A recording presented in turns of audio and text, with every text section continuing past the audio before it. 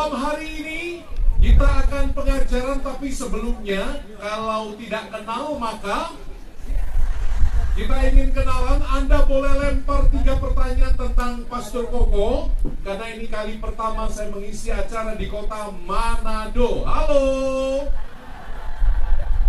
Yang mau tanya saya kasih Rosario, silakan langsung saja berdiri. Anda ada di mana? Cek. Belum saya pilih nak, belum saya pilih. Kamu jangan GR, turun lagi. Siapa yang bersemangat tolong berdiri dan bergoyang. Musik, wah musiknya hilang. Musik, organisnya hilang, keyboardisnya hilang. Jangan hilang, jangan pergi, kau tetap di tempat. Mana yang mau bertanya, goyang dulu ya. Anak muda yang pakai baju biru di sebelah sana satu, ya. Langsung sebutkan namamu dan asalmu dari mana, lalu pertanyaannya apa. Silakan. Bisa dengar ya, belakang ya. Halo. Halo, udah mendengar? Ada? Ya, oke. Silakan. Selamat malam Romo. Malam. Perkenalkan, nama saya Matthew dari Paroki Air Madidi. Luar biasa, banyak pendukungnya ya. Pastor, sebelumnya selamat datang di Manado. Senang sekali bertemu dengan Romo. Terima kasih. Saya punya satu pertanyaan. Mungkin di hari pertama, apakah Romo sudah menemukan makanan favorit di Manado? Terima kasih. Jawabannya mau tahu? Mau tahu banget atau mau tahu aja boleh bisa. Makanan favorit saya nasi kuning di pagi hari. Luar biasa. Yang dibungkus dengan daun apa itu kayaknya? Daun kelapa. Woka. Daun moka. Woka. Ya itu nikmat betul. Apalagi dengan sambal roa itu ya, luar biasa. Terima kasih. Langsung kasih Rosario Jansen. Pertanyaan kedua dari ujung sana kalau ada. Siap-siap dari ujung sana, pilih salah satu. Jansen tolong ke belakang, pilih salah satu dari ujung sana. Pertanyaan kedua depan. Siapa yang mau tanya di bagian depan? Silakan. Anda boleh tanya. Tidak ada ya? Yang di depan usianya sudah mendekati kerajaan Allah. Mau tanya? Ya silakan. Siapa? Oma, yuk Oma, silakan. Ada mic-nya? Nah, siap-siap satu di paling belakang sana ya. Cari yang paling belakang situ. Yang ketiga, ya Oma namanya siapa? Oma namanya Elizabeth Kambe dari Paroki Katedral Manado. Oh, Paroki Katedral, ada nggak orangnya? Halo. Oh ini ya, oke. Silakan, pertanyaannya apa Oma? Didekatkan mic-nya. Romo, saya ingin bertanya. Sepatu Romo nomor berapa? Kok cuma sepatu nggak celana? Sepatu juga. Oke, sepatu saya ukurannya 46 Oma. Terima kasih. Ada pertanyaan yang lebih bermutu di belakang? Oke. Terakhir, langsung dikasih mic. Mic-nya mana? Lari. Selamat malam, Romo. Ya, selamat malam. Mana orangnya? Halo. Selamat malam. Oh, malam. Namanya siapa? Nah, perkenalkan nama saya Marcio Kelesaran dari Santo Petrus Warembungan. Di mana Santo Petrus? Halo. Mohon izin bertanya. Cek. Kenapa Romo selain memenuhi undangan ingin datang ke Manado untuk mengadakan acara KFK ini? Mengapa selain memenuhi undangan mau datang ke Manado? Iya, betul. Karena saya ingin berjumpa dengan orang-orang hebat seperti Anda semua yang malam hari ini datang. Saya berkeliling dari satu kota ke kota lain, dari kampung satu ke kampung lain, dan selalu berjumpa dengan orang-orang yang rindu dan haus akan firman Tuhan. Seperti Anda malam hari ini, luar biasa ya. Maka coba sekali lagi Anda bilang, kasih tos ke kanan kiri Anda, Tuhan Yesus sayang padamu. Coba ikuti Romo. Anda buat tanda tangannya seperti ini. Live cam-nya hidup gak? Live cam-nya gak hidup. Live cam-nya mana? Ini. Buat tanda seperti ini, lalu letakkan di leher teman yang ada di sebelahmu. Lalu katakan sambil digoyang-goyang lehernya, Tuhan Yesus sayang padamu. Yang paling semangat saya kasih rosario.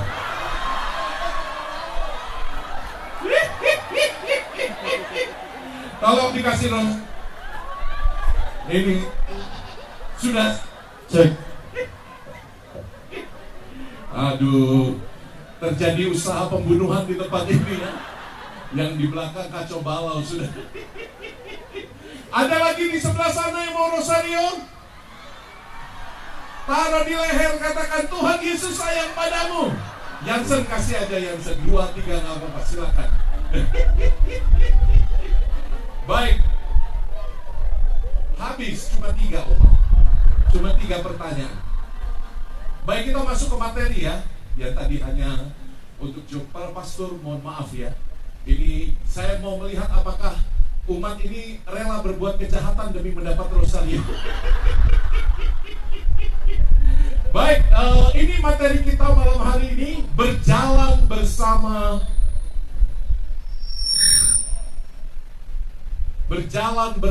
Bunda Maria.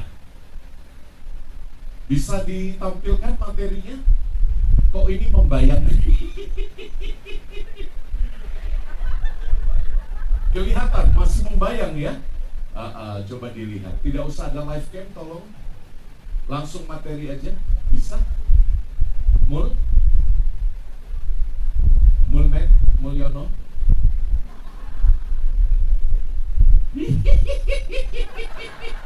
Masih membayang. Mul. Harusnya bisa. Coba di ini.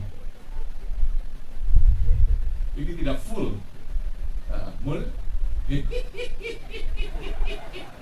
Kita kasih semangat ya bagian multimedianya. Tepuk tangan dong. Waduh. Hai.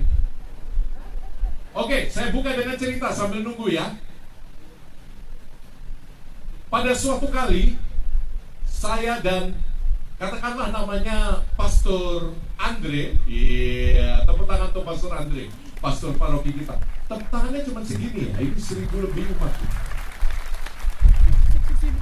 Katakanlah saya dan Pastor Andre sedang mengejar pesawat terbang untuk pergi ke Jakarta dari bandara ke Manado. Rupanya dari Manado, dari pastoran ke bandara Manado itu cukup jauh bandaranya ya. Sehingga kita naik taksi, dan ketika naik taksi itu terjebak kemacetan yang panjang sekali. Mungkin ada kendaraan yang terbalik, terguling sehingga macet. Anda bayangkan dulu situasinya. Apa yang dikatakan Pastor Andre, sementara setengah jam lagi kami akan terbang, beliau mengatakan, mari Pastor Koko kita berdoa dulu. Kita berdoa rosario supaya kita segera sampai ke bandara dan tidak ditinggal pesawat. Apa yang terjadi? Waduh, Pastor Andre langsung membuat tanda salib. Aku percaya akan Allah dan seterusnya. Sementara Pastor Koko, kita mah realistis aja. Romo Koko berbisik kepada telinga drivernya, dan saya katakan, ayo Pak, kalau Bapak bisa antar kami tepat waktu ke bandara, saya kasih 500.000. Dan segera setelah mendengar kata-kata saya, dia hantam kanan, hantam kiri. Dia tembus terus, mengebut sampai on time dan tiba di bandara dengan tepat waktu. Dan ketika sampai di bandara, ban yang ngerem, Pastor Andre bukan kata kemuliaan kepada Bapa dan Putra dan Roh Kudus. Pertanyaan Romo Koko, kita datang itu on time, itu karena rosarionya Pastor Andre atau karena 500.000-nya Romo Koko? Hah? Karena siapa? Nggak boleh dua-duanya, pilih satu, enak aja lu. Karena siapa? Rosarionya atau karena duitnya? Rosarionya atau duitnya? Saya tanya dulu kepada yang di belakang-belakang ini ya. Rosario atau duit? Nggak boleh dua-duanya, satu. Rosario apa duitnya? Duit katanya ya. Mayoritas duit. Anda tidak jauh dari kerajaan neraka. Luar biasa.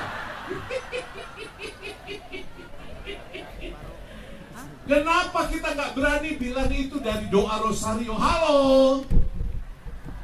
Kenapa kita nggak berani bilang bahwa ini adalah karena kuasa Rosario? Mungkin karena otak kita sudah terlalu banyak berhitung dengan kalkulator manusia. Halo? Sering-sering kita mengatakan pada diri kita, udah realistis aja. Karena apa? Kita lebih mengandalkan usaha manusia. Kita lebih mengandalkan kuasa duit daripada kuasa doa. Itu sering terjadi dalam hidup kita. Iya bukan? Kenapa Anda tidak berkata, Romo, ini karena doa Rosario, Romo. Karena doa Rosario lah yang menyelamatkan mobil ini ketika mengebut kanan, ke kiri, ke depan. Mobilnya selamat sampai bandara karena kuasa doa. Betul kan? Dan bukankah karena doa Rosario itu juga yang membuat Romo Koko tergerak hatinya mengeluarkan 500.000? Iya kan? Dan bukankah karena doa Rosario juga yang membuat umat yang baik hati memberi stipendium agak tebal kepada Romo Koko ya? Itu semua karena doa bukan? Bukan karena pertama-tama usaha manusia. Maka untuk Anda yang menjawab bahwa ini adalah hasil dari doa Rosario, Anda tidak jauh dari kerajaan Allah. Tepuk tangan untuk Anda semua. Next. Maka mungkin ini akan membuat kita belajar ya. Romo ingin melihat bagaimana kita harusnya berjalan bersama Bunda Maria dalam 3 salah kaprah beriman. Menurut saya, orang Katolik banyak salah kaprahnya, banyak salah mengertinya. Dan Bunda Maria akan mengajarkan kita arti percaya. Arti percaya tanpa harus banyak memakai kalkulator manusia. Percayalah, berbahagialah dia yang percaya, sebab apa yang dikatakan Tuhan kepadanya akan terlaksana. Bunda Maria disebut berbahagia karena apa? Menurut Romo, karena pertama-tama dia lebih percaya pada kuasa Allah daripada kuasa dirinya sendiri, daripada kalkulator manusia. Maka ini pelajaran pertama. Untuk pelajaran pertama, Anda letakkan tangan Anda di bahu orang kanan kiri Anda, digoyang-goyang, lalu katakan, ayo percaya seperti Ibu Maria. Goyang, goyang, goyang. Johnson silakan keliling. Yang goyangnya paling kuat, tolong dikasih Rosario. Ayo percaya seperti Ibu Maria. Oke? Tuhan memberkati Anda. Ini pelajaran pertama. Next. Salah kaprah pertama, orang seringkali mengatakan ini, penderitaan itu sama dengan kutukan. Halo? Jawab dong, hai. Ini saya curiga yang depan-depan ini Anda belum pada makan ya. Padahal Anda yang paling dekat dengan Romo Koko ini. Halo? Anda belum makan ya? Sama. Coba, salah kaprah pertama, orang seringkali mengkaitkan penderitaan sebagai kutukan. Penderitaan sebagai apa? Penderitaan sebagai apa? Benarkah tidak? Apakah penderitaan itu adalah kutukan? Apakah penderitaan itu adalah hukuman dari Tuhan? Halo, benar. Halo.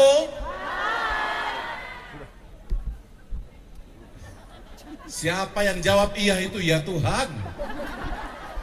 Penderitaan itu bukan hukuman. Penderitaan juga bukan kutukan.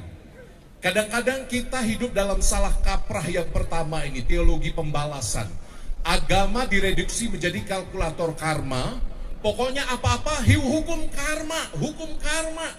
Halo? Halo?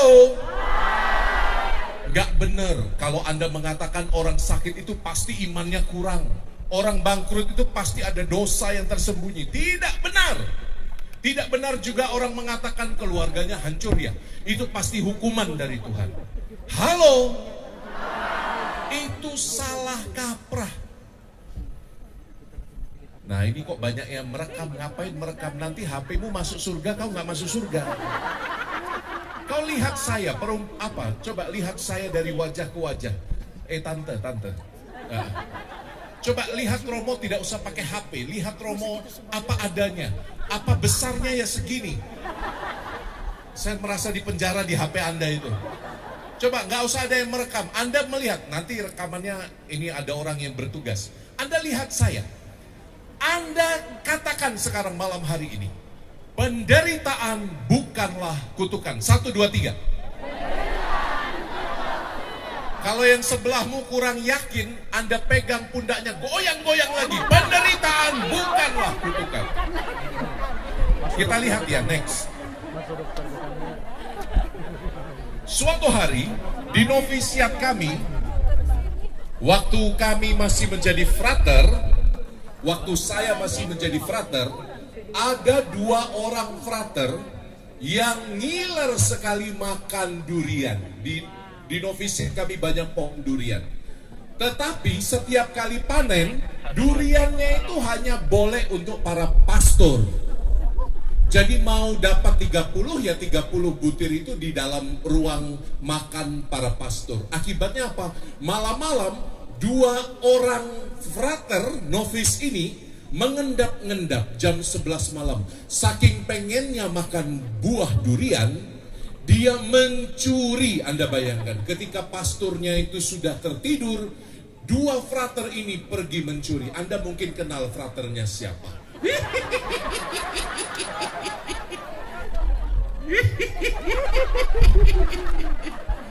Mereka mengendap-endap membuka durian itu, makan dengan begitu nikmat berdua. Habis berapa butir durian? 3 durian yang besar-besar, manis-manis dimakan. Tetapi apa yang terjadi? Next. Yang terjadi, mereka kemudian takut ketahuan. Jadi 3 butir durian itu diapain? Biji yang sudah dimakan dikembalikan, disusun lagi di dalam kulit duriannya, diikat dengan tali rafia, lalu dikembalikan lagi di tumpukan-tumpukan durian, sehingga duriannya tidak berkurang, sehingga mereka tidak ketahuan. Dan setelahnya mereka lari. Next. Malam-malam mereka tidak tahu ada pastor kami dari Amerika baru datang dan jet lag. Dia bule, dia nggak pernah tahu durian itu apa. Ketika masuk jam 2 malam, dia lihat, oh this is durian. Durian is delicious, katanya raja dari semua buah. Dia congkel satu, dia nggak tahu caranya bagaimana sampai dia ketemu ada durian yang diikat dengan tali rafia, dan dia gunting tali rafia itu langsung terbuka. Dan dia ambil biji-biji durian yang tadi udah diemut-emut oleh si frater. Muah, muah, muah.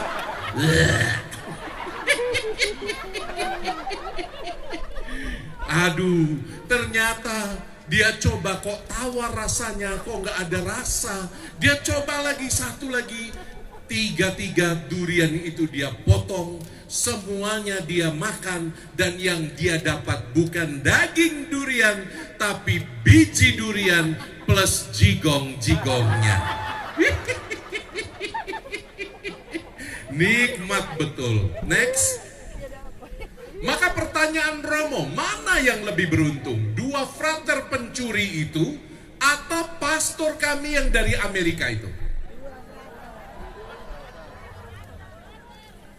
Yang makan dagingnya atau yang makan bijinya? Kok makan bijinya beruntung kau? Gimana kau? Nalarmu itu loh.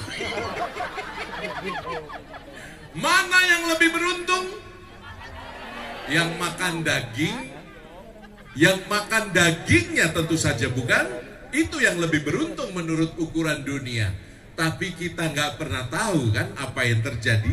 You tahu apa yang terjadi? 2 jam sebelumnya, ternyata pastor bule ini minum Johnny Walker 1 botol. Anda bayangkan, Johnny Walker itu cap tikus dari Amerika. Dia minum whisky 1 botol.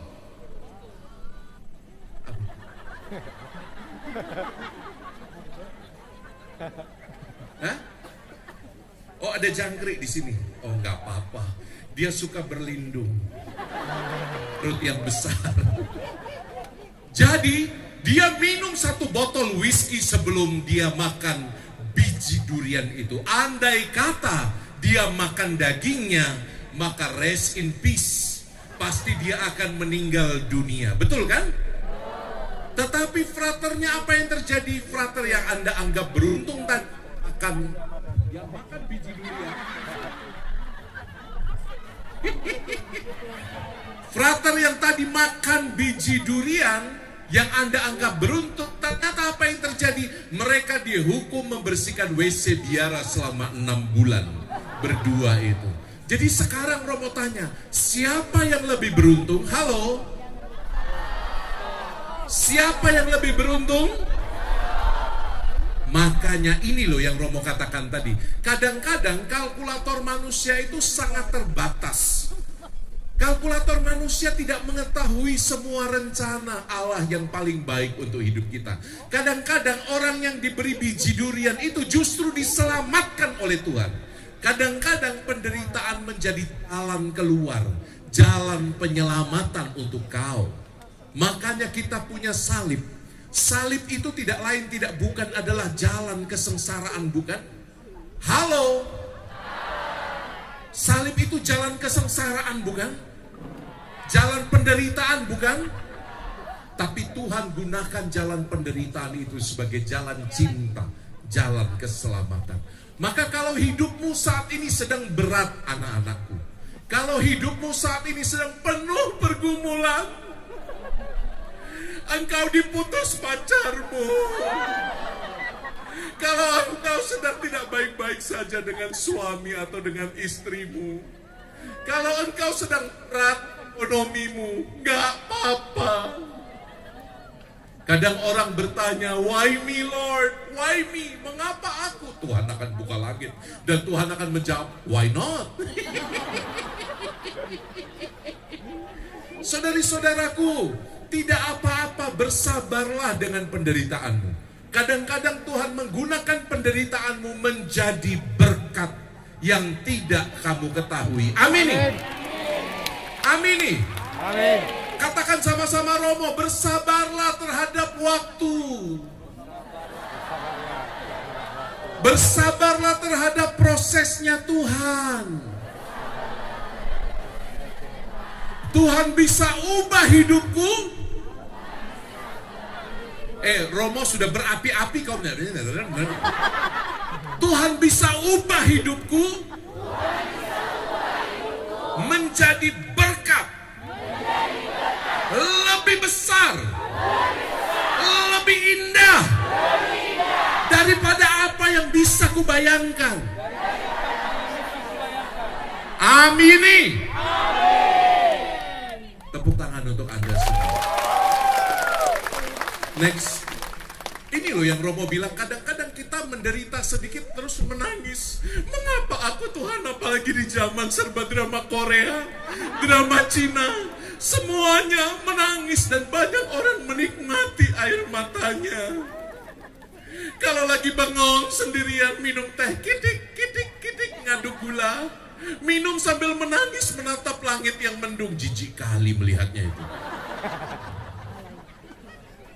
Saudari-saudara, yang ketawanya paling besar itulah pelaku drama Koreanya itu.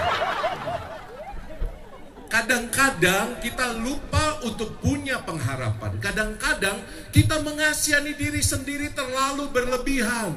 Sampai kita lupa Tuhan punya kalkulator sendiri loh. Halo? Tuhan punya caranya yang istimewa untuk ubah salibmu menjadi kebangkitan. Amin nih. Amin nih. Maka mulai hari ini yang ikut KRK Romo Koko, jangan menye-menye. Jangan apa? Bahasa Indonesianya apa menye-menye itu? Jangan cengeng. Jangan cengeng apa bahasa Manadonya? Hah? Jangan maere. Jangan maere. Hah? Jangan maere. Kosakata bagus ini. Semua yang maere-maere itu nggak dapat berkat. Next. Lihat, Bunda Maria mengajarkan kita apa? Dari awal ya, Bunda Maria itu mengatakan apa? Ketika dia mempersembahkan bayi Yesus kepada Simeon, Simeon, seorang bapak tua yang bijaksana di bait Allah itu mengatakan apa? Dari awal loh, suatu pedang akan menembus jiwamu sendiri supaya menjadi nyata pikiran hati banyak orang. Gila loh. Bunda Maria sejak awal sudah diberi pedang, coba bayangkan. Bunda Maria sudah diberi nubuatan bahwa dia akan menderita. Halo? Dan apa yang dibuat oleh Bunda Maria? Setia. Berdiri di sana. Menerima. Walaupun dia tidak sepenuhnya mengerti rencana Tuhan. Ayo toh, jadi seperti Bunda Maria. Walaupun kita tahu dalam hidup ini kadang-kadang pedang akan menembus hati kita, kita tetap berdiri, setia dengan tugas perutusan kita. Coba Romo tanya, siapa di sini para istri yang sering kali dikecewakan oleh suaminya? Angkat tangan tinggi-tinggi, saya ingin doakan Anda. Gak ada ya di sini ya, gak ada ya. Yang pernah dikecewakan suaminya, tinggi-tinggi angkat tangan. Malam ini saya ingin berkati Anda, tinggi-tinggi. Aduh, kamu orang ini ya, kamu orang masih malu-malu ya. Oke, saya doa sebentar. Tuhan Yesus, hadirlah di tempatmu yang suci ini. Barang siapa yang tidak mau menjawab saya dengan jujur, keraskan nya 3 hari. Sekarang tidak ada lagi yang berbohong, tidak ada lagi yang tidak mau angkat tangan. Siapa yang pernah dikecewakan oleh suaminya, angkat tangan tinggi-tinggi. Nah ini orang Katolik diancam dulu baru mau angkat tangan. Lihat. Tinggi, sini tinggi. Coba lihat, apakah suamimu itu sempurna? Halo? Bapak-bapak yang pernah dikecewakan oleh istrimu, angkat tangan bapak-bapak. Tinggi. Gak ada yang berani. Bagus bapak-bapak. Engkau juga seperti Bunda Maria menyimpan segala sesuatu dalam hatimu. Saudari-saudaraku, Anda yang sudah menikah pasti tahu bagaimana tidak enaknya kadang-kadang perselisihan. Bagaimana?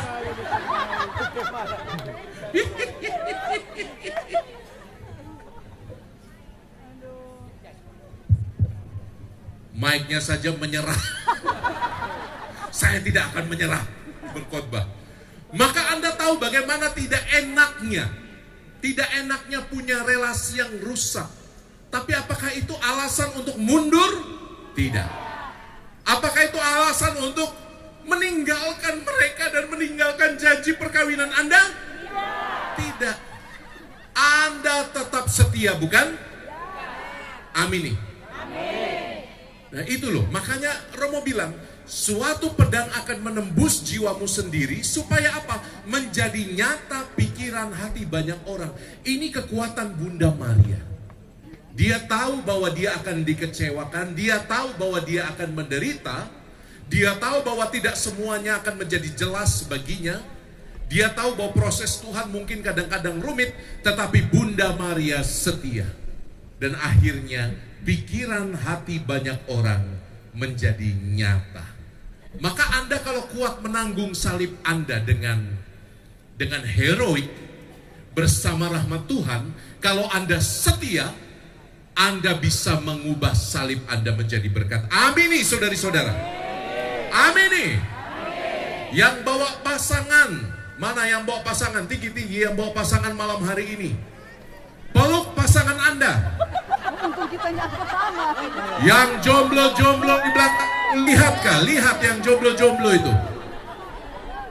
Peluk pasangan Anda, peluk yang erat, perut yang ill.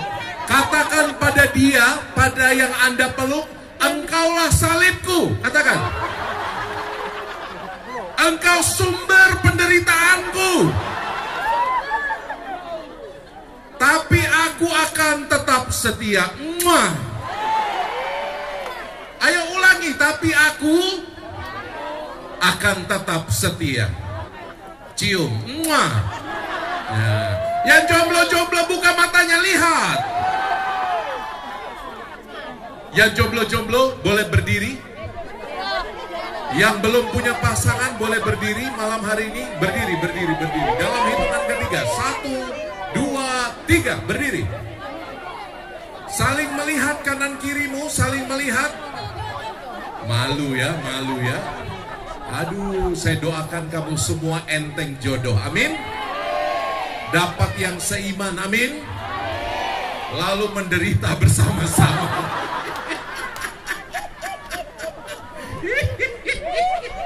Itu salah kaprah yang pertama. Masih ada 2 lagi. Next. Wah, waktuku ya sampai jam 8 ya. Maka ini yang mau katakan, fokuslah pada gandum hidupmu. Kadang-kadang kita lupa bahwa hidup ini punya gandum dan punya ilalang. Orang yang banyak menderita, godaannya apa? Fokus hanya pada ilalang. Fokus hanya pada penderitaan sampai lupa bahwa Tuhan mengaruniakan rahmat, bahwa masih ada gandum di ladangmu. Kadang-kadang orang yang mengasihani diri, yang menye-menye, yang cengeng, yang apa tadi bahasa Manadonya? Maere itu. Orang-orang yang maere itu lupa berhitung gandumnya, lupa melihat gandumnya. Maka fokuslah pada gandum, pada kebaikan. Jangan lihat apa yang buruk. Keduanya memang datang bersama-sama, tapi fokuslah pada gandumnya. Ulangi kata-kata Romo 1, 2, 3. Fokuslah pada gandumnya, bukan pada ilalangnya. 1, 2, 3. Bukan pada ilalangnya. Kalau Anda fokus pada ilalang, hidup Anda akan terasa jauh lebih berat. Halo? Benar nggak kata-kata saya? Iya loh. Benar loh ini. Coba lihat, tiap pagi ketika saya mandi, saya lihat beban hidupku ini di perut ini. Kalau saya hanya fokus pada perutku, stres. Tapi Tuhan katakan, halo Romo Koko, kau jauh lebih berharga daripada cuman perutmu yang kayak orang busuk lapar itu. Tuhan baik, fokuslah pada gandummu dan bukan pada ilalang-ilalang dalam hidupmu. Amini dong. Itu yang pertama. Next. Salah kaprah yang kedua. Next, saya cepetin aja. Salah kaprah yang kedua, satu hari saya buka dengan cerita ya. Satu hari ada anak kecil. Katakanlah anak itu namanya, siapa namamu nak? Austin. Katakanlah nama anak itu Austin. Satu hari Austin kecil ini pengen beli sepeda.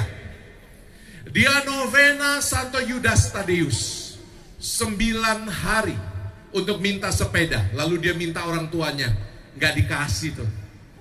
Dia kecewa. Aku udah doa novena Santo Yudas Tadeus 9 hari, nggak terkabul doaku. Lalu dia pikir-pikir, oh mungkin saatnya ini langsung ke Tuhan Yesus aja, nggak usah pakai Santo Santa. Langsung doa novena hati kudus Yesus 9 hari. Dikabulkan nggak doanya? Tidak. Dia kecewa. Dia bilang, oke, kalau gitu naik ke jenderalnya. Dia novena 3 kali salam Maria.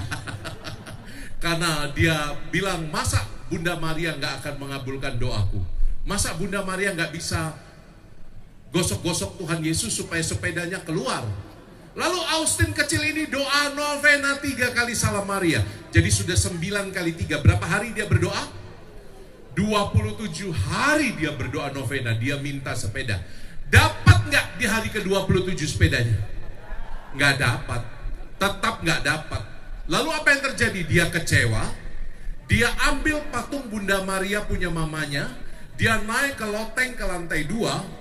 Lalu dia mau lempar patung Bunda Maria itu dari lantai 2. Tapi sebelum dilempar, dia menatap ke langit dan dia berkata, Tuhan Yesus, kalau kau masih ingin melihat ibumu dalam keadaan utuh, aku minta sepeda. Halo?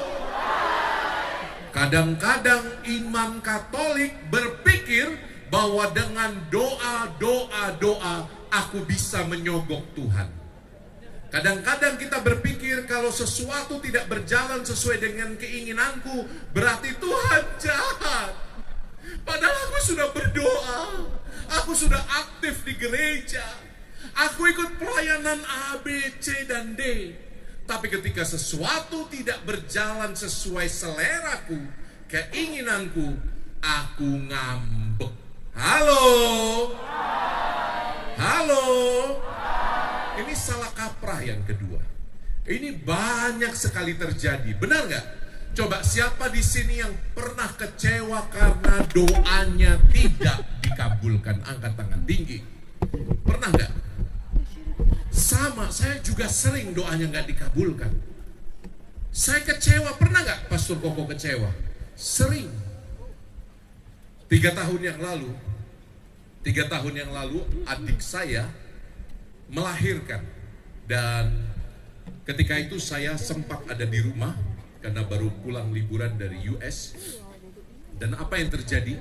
Paru-paru keponakan saya itu tidak berkembang, paru-parunya bocor, tapi baru ketahuan setelah lahir. Dan di hari ketiga saturasinya turun terus, saturasi oksigennya. Sehingga apa yang terjadi teman-teman? Aduh, saya khawatir. Akhirnya dia masuk NICU, ICU untuk bayi-bayi yang baru dilahirkan. Dan saya baptis dia dengan sedotan aqua itu. Aku membaptis engkau dalam nama Bapa dan Putra dan Roh Kudus. Saya pikir setelah dibaptis nanti anaknya selamat. Selamat enggak? Tambah parah setelah dibaptis. Ketika tambah parah, saya doa kepada semua Santo Santa yang saya kenal, pelindung anak-anak. Mana Santo Santa yang enggak saya panggil? Saya panggil semua. Aduh, Santa Veronica, anaknya Om Strom juga saya panggil.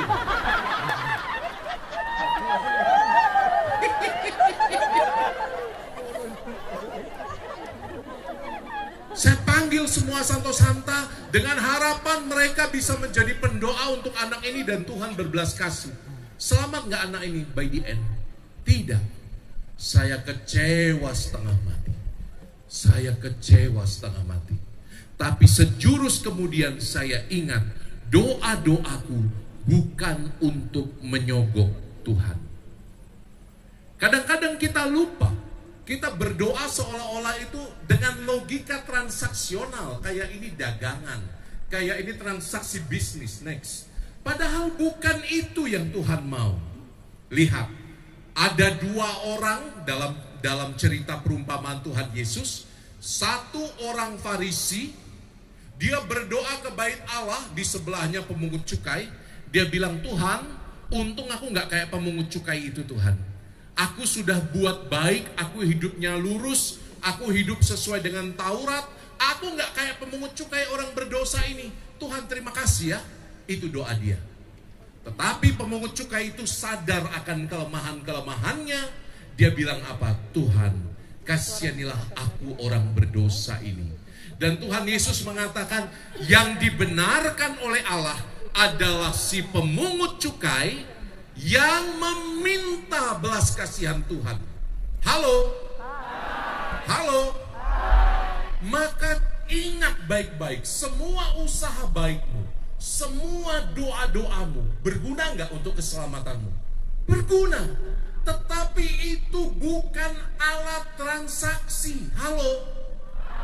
Engkau tidak bisa membeli keselamatanmu dengan usaha-usaha baik atau dengan doa-doamu. Kamu mau rosario sambil kayang juga kadang-kadang. Pernah rosario sambil kayang? Kadang-kadang Tuhan tidak kabulkan doamu, tapi itu tidak berarti bahwa Tuhan tinggalkan engkau. Halo? Tuhan tidak pernah sedetik pun meninggalkan engkau, bahkan pada saat doamu tidak dijawab. Imani dong, amin. Amin. Katakan sama-sama Romo sekarang, semuanya, baik di depan dan di belakang. Katakan sama-sama Romo, Tuhan tidak pernah tinggalkan saya. Bahkan ketika doaku tampaknya tidak terjawab, Tuhan tidak pernah tinggalkan aku. Sekarang tunjuk batang hidung temanmu yang ada di sebelahmu. Tuhan tidak pernah tinggalkan engkau. Katakan. Kalau itu sahabatmu, kau pencet, kau jewer-jewer. Next. Maka apa yang Bunda Maria teladankan dari kita? Lihat, ini kata-kata yang luar biasa. Apa salam malaikat dalam Injil Lukas kepada Bunda Maria? Salam hai engkau yang dikaruniai. Salam hai engkau yang diberkati oleh Tuhan. Lihat, malaikat tidak menyapa, hai Maria, halo, gitu. Enggak. Malaikat Gabriel menunjuk identitas Maria. Hai engkau perempuan yang terberkati. Hai engkau yang diberi karunia. Kadang-kadang teman-teman kita lupa bahwa bahkan ketika kita berusaha berdoa, itu juga buah dari karunia. Itu bukan karena kau hebat, bukan karena kau kuat. Itu juga karunia dari Tuhan. Kadang-kadang kita lupa, kita merasa itu buah keringat saya sehingga saya berhak menuntut Tuhan. Emang kau siapa? Halo. Ngerti gak maksud Romo? Halo. Semuanya milik Allah. Halo. Katakan sama-sama saya, semuanya milik Allah. Kekayaanku, kepintaranku, kegantenganku. Yang cowok aja, yang ibu-ibu ngapain ngomong kegantenganku? Kegantenganku. Ayo bapak-bapak, laki-laki, kegantenganku. Nah itu suaranya semakin dalam ya. Kegantenganku gitu ya. Penelitian menunjukkan wanita itu jatuh cinta pada suara loh pertama-tama. Betul. Maka untuk Anda yang masih menjomblo, suaramu coba dibuat bariton gitu loh. Selamat malam. Itu tanda kesuburan. Kegantenganku, kecantikanku, semuanya milik Tuhan. Jadi jangan pernah Anda itu punya pikiran bahwa aku hebat, aku kuat, maka aku bisa menyogok Tuhan. Semuanya milik Tuhan. Anda juga dikaruniai. Semua yang ada pada kita juga dikaruniai. Bunda Maria dalam kisah ini mengajarkan pada kita untuk jadi pribadi yang sadar. Semua milik kita datang dari Tuhan. Kadang-kadang kan ada orang yang doanya kayak gini loh. Doanya puitis banget. Ya Allah, doa yang jauh dari sempurna ini ku persembahkan kepadamu. Emang yang doa siapa? Kadang-kadang kita lihat kan orang-orang Katolik yang ingin menjadi kekristen-kristenan, lalu doanya sangat puitis. Ya Allah, dengarkanlah doa yang jauh dari sempurna ini. Emang yang doa kamu, yang doa itu roh yang di dalam dirimu, itu karunia. Halo. Halo. Seolah-olah kan kamu yang berdoa, bukan kau yang berdoa. Kata Santo Paulus, Roh Kudus yang di dalam dirimu, yang memanggil Allah sebagai Bapa. Amin. Amin. Tepuk tangan untuk Anda semua. Maka ini salah kaprah yang kedua, yang ketiga. Next, yang ketiga, Romo akan cerita yang ini. Salah kaprah ketiga itu kadang-kadang kita merasa kesucian itu sebagai rasa perasaan emosional belaka. Next, Romo cerita ya. Satu kali saya misa itu di bangku paling depan ada satu ibu-ibu muda, cantiknya bukan main. Wih, luar biasa cantiknya itu. Bajunya dia pakai renda-renda, jadi agak menerawang.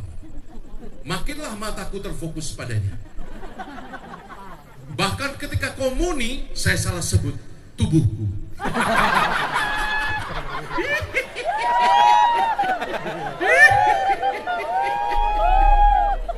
Saking cantiknya. Lalu apa yang terjadi? Saya melihat di ujung mata, ini ibu-ibu muda ini menangis terharu ketika menyambut tubuh dan darah Kristus itu. Dia menangis, dia tersentuh. Yesus sungguh dekat di dalam jiwaku. Mengapa Romo?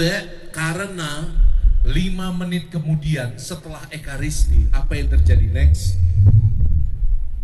Di depan gereja, mbak yang menjaga bayinya, babysitternya, menumpahkan susu anaknya, lalu dia murka menjadi seperti setan, wajahnya merah, dimaki-maki mbaknya dengan bahasa-bahasa kasar. Dasar, padahal baru 5 menit sebelumnya dia menitikkan air mata.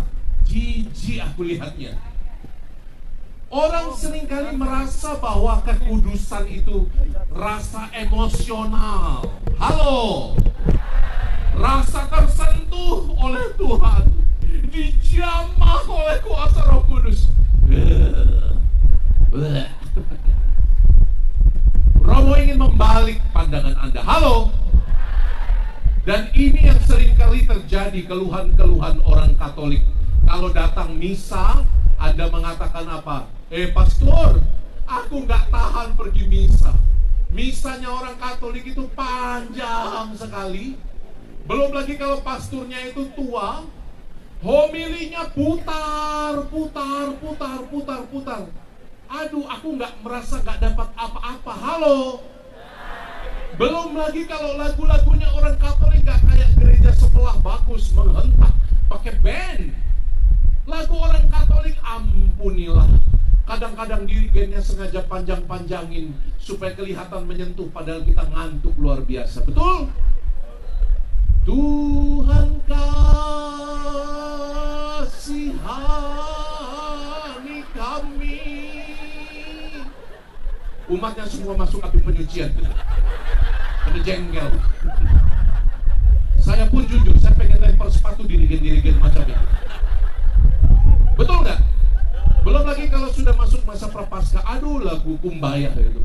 Datanglah Tuhan, datanglah. Semua tidur. Hai. Banyak yang mengaku apa? Bisa ke Katolik itu nggak dapat apa-apa. Saya kasih tahu kau ya. Kadang-kadang yang kau cari itu hanya kepuasan-kepuasan emosional sesaat. Ketika engkau merasa tidak terharu, engkau mengatakan, aku tidak dijamah oleh Tuhan. Ini. Ketika engkau tidak merasakan sukacita, lompat-lompat, jingkrak-jingkrak, kau mengatakan, kau tidak mendapatkan sesuatu dari gereja. Halo, emang kau siapa?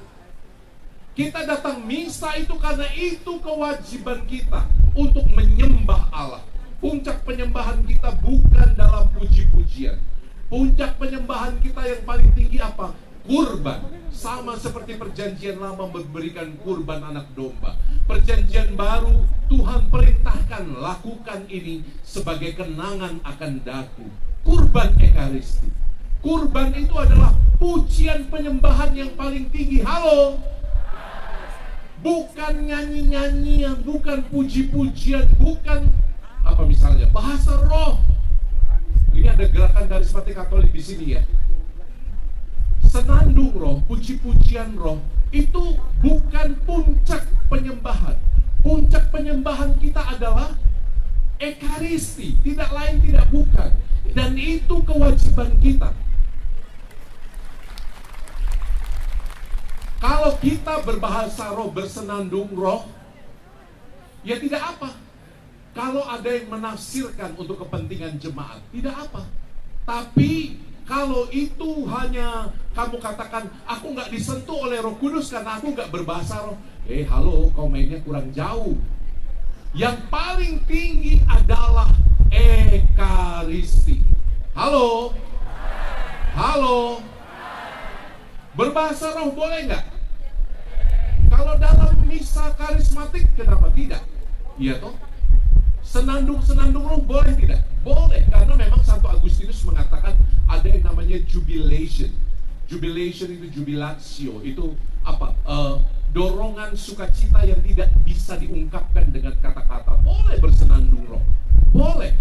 Tetapi sekali lagi, jangan mengatakan kalau aku nggak dapat bahasa roh, kalau aku nggak dapat karunia untuk berkata-kata secara baraba-raba itu. Aku berarti nggak disentuh oleh Roh Kudus. Halo, emang kamu nggak dibaptis? Kamu semua dibaptis dan pada saat itu kamu menerima Roh Kudus. Amin. Amin. Maka kesucian bukan hanya soal emosi. Kesucian itu bukan cuma soal rasa perasaan. Ini sering kali orang keliru. Kesucian itu soal apa? Kesucian itu soal berdiri di tempat. Next, kita akan lihat apa teladan Bunda Maria. Ini loh.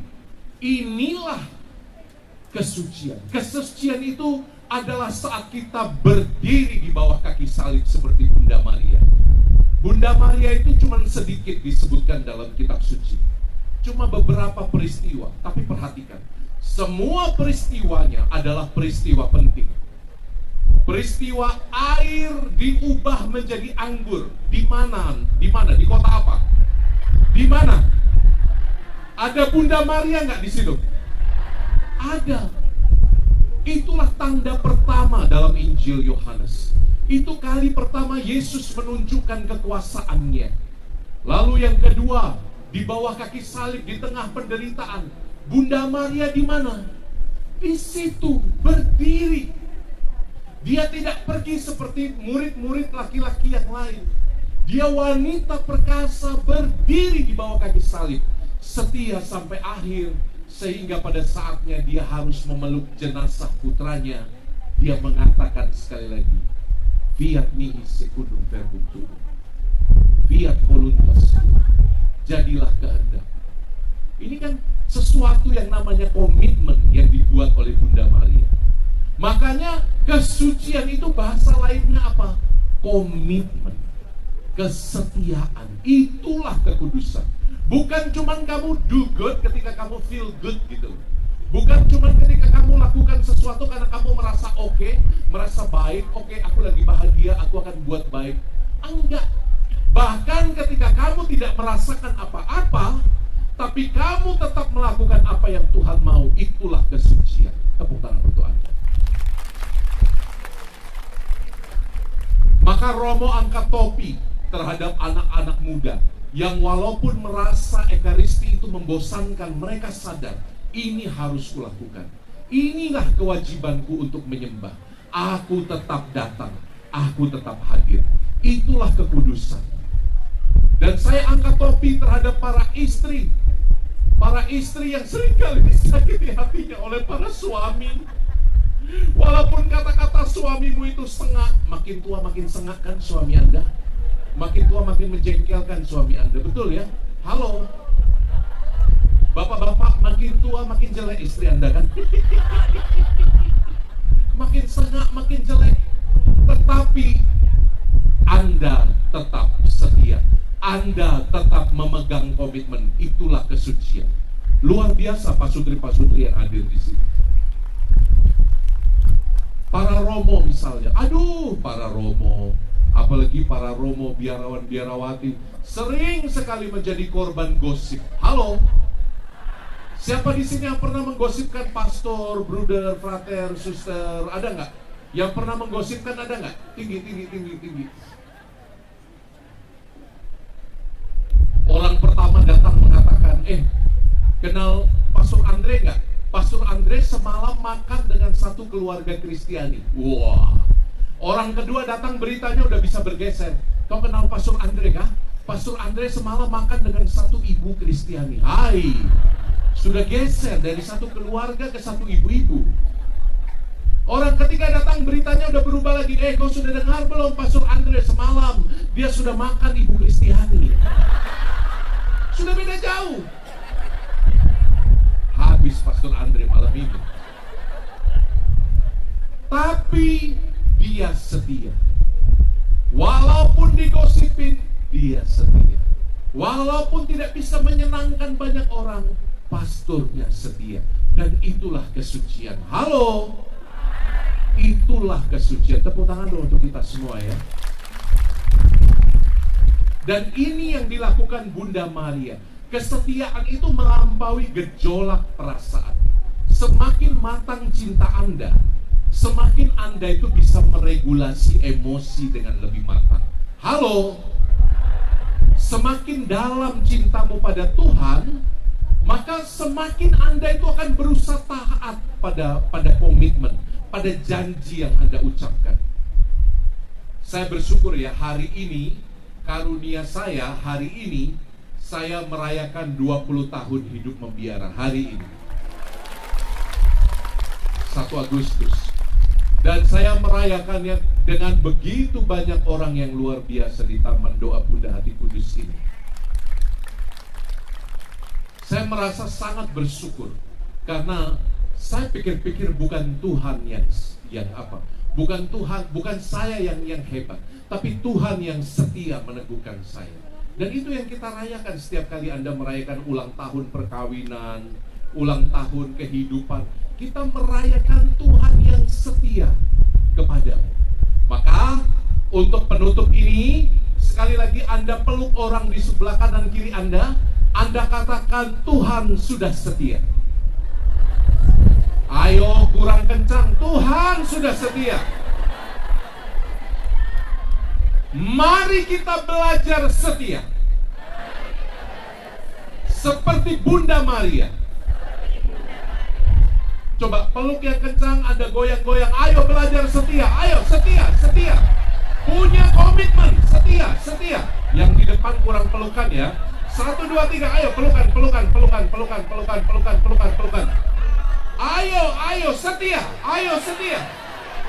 Ayo setia. Ayo setia pastor. Mantap. Ayo setia pastor. Saudari-saudaraku, iman itu bukan soal emosi-emosi sesaat. Dia adalah keputusan untuk setia. Amin. 3 hal ini sangat mendasar dan seringkali kita punya salah kaprah terhadap iman itu apa. Siapa yang merasa diberkati dengan pengajaran malam hari ini, angkat tangan. Dan yang unik, Bunda Maria adalah teladan yang utama bagi Anda untuk benar-benar setia. Dan lihat, Anda malam hari ini tidak sendirian. Anda disatukan di Taman Doa Bunda Berhati Kudus ini. Kita semua, putra-putri Bunda Maria, disatukan supaya kita tahu bahwa kita tidak pernah sendirian berjuang di dunia ini. Halo? Jangan pernah berpikir bahwa Anda adalah orang yang paling menderita di dunia ini. Oma, walaupun kau pakai kursi roda, Oma, dan kau satu-satunya yang pakai kursi roda, bukan berarti Oma adalah orang yang paling menderita di ruangan ini. Tidak ya Oma ya? Apakah Oma merasa menderita? Tidak. Iyalah, kan pakai kursi roda. Biar juga pakai kursi roda, tapi hati tetap damai. Hatiku tetap damai, Pastor, walaupun aku pakai kursi roda. Karena apa? Karena Oma melihat dia tidak berjuang sendirian. Oma tadi ketika kesini ada yang membantu, mendorong, mengangkat nggak? Banyak. Beratnya berapa, Oma? 80. 80, saya kali 2-nya Oma. Lihat, Oma merasa baik-baik saja karena dia tahu dia tidak berjuang sendirian. Dan ini pesan terakhir saya malam hari ini. Anak-anakku, Anda tidak berjuang sendirian. Anda adalah putra-putri gereja yang satu, kudus, Katolik, dan apostolik.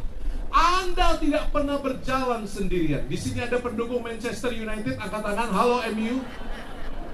MU. Sudah 9 tahun Anda tidak dapat gelar. 9 tahun yang lalu Romo pergi ke Stadium Old Trafford di Manchester, di Inggris. Sombong ya ini ya. Saya pergi ke sana untuk memberkati stadion itu. Lalu saya pergi ke WC, saya telepon mama saya. Mama, stadion MU sudah saya kencingi. Sejak saat itu MU tidak pernah juara, kalah terus. Sekarang saya mulai suka Liverpool. Kenapa? Karena Liverpool motonya itu sangat Katolik. You will never walk alone. Engkau tidak akan pernah berjalan sendirian. Dan inilah kebenaran iman Kristiani. Kita nggak pernah berjalan sendirian. Selalu ada orang di samping kita. Selalu ada orang yang menemani kita. Dan lebih lagi, selalu ada orang yang namanya Bunda Maria berjalan bersama engkau, melewati salib-salib hidupmu. Amini dong. Amini dong. Yuk doa. Bunda Maria, katakan. Ini 1.500 orang suaranya didoakan dengan mantap gitu loh. Bunda Maria,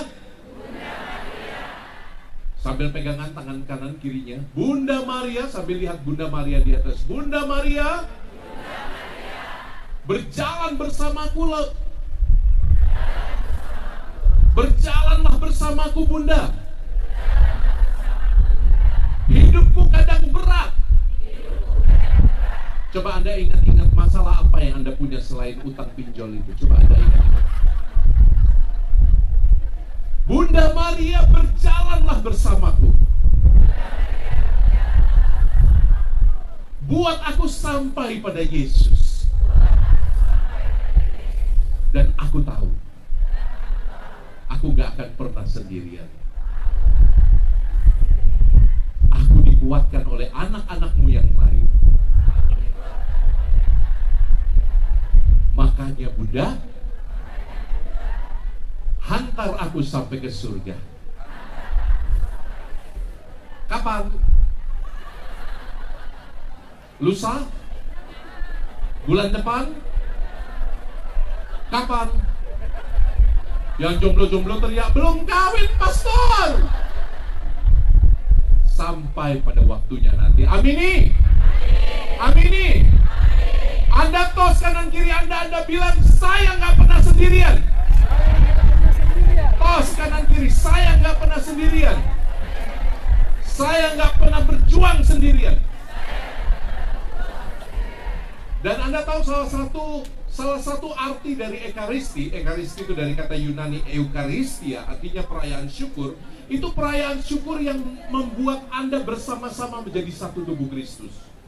Kemanapun you pergi, Anda bisa menemukan rumahmu di dalam Ekaristi. Kalau Anda Katolik, Anda pergi kemanapun ke sudut-sudut dunia, Anda bisa menemukan saudaramu. Coba, siapa di sini yang pernah misa atau Ekaristi di negara lain yang bahasanya Anda nggak ngerti? Pernah nggak? Coba, angkat tangan. Negara apa? Negara apa? Italia. Ya, Anda nggak ngerti bahasa Italia, tapi Anda bisa mengikuti nggak misa itu? Mulai dari tanda salib, doa syukur agung, ngerti nggak Anda bagian-bagiannya? Tahu nggak? Tahu. Ketika Romonya mengatakan tubuh Kristus dalam bahasa Italia, Anda tahu menjawab apa? Amin. Romo pernah misa di Thailand sama Romo-Romo Thailand. Comanya nggak ngerti bahasanya apa. Jawabanku apa ketika menerima komuni? Amin. Saya pernah misa di Polandia bersama pastor-pastor Polandia. Dan saya menahan tawa sampai menggigit bibir. Karena apa? Bahasanya kayak semprotan baygon. Saya sepanjang Ekaristi nahan tawa. Nggak ngerti ngomong apa. Tapi ketika saya menyambut Ekaristi, saya tahu yang saya sambut adalah sungguh tubuhnya dan sungguh darahnya. Dan saya menjawab, amin. Bahasa Vietnam lebih ngeri lagi. Bahasa Mandarin itu punya 4 nada. Ma. Tahu bahasa Vietnam punya berapa? 9 nada, Anda bayangkan. Jadi kalau mereka misa, bahasanya tuh kayak orang nyanyi. Comanya unya, comanya emak. Romo ngerti nggak? Enggak. Yang ada gua nahan ketawa. Nggak ngerti.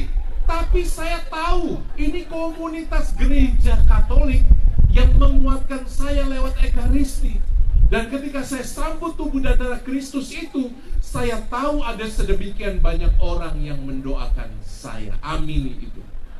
Makanya kalau beban hidupmu terlalu berat, larilah ke Ekaristi. Pergilah ke Bunda Maria. 2 ini akan menjadi kekuatan hidupmu. Amini. Engkau tidak pernah sendirian. Jangan O2N. O2N apa? Jangan B360. B360 apa?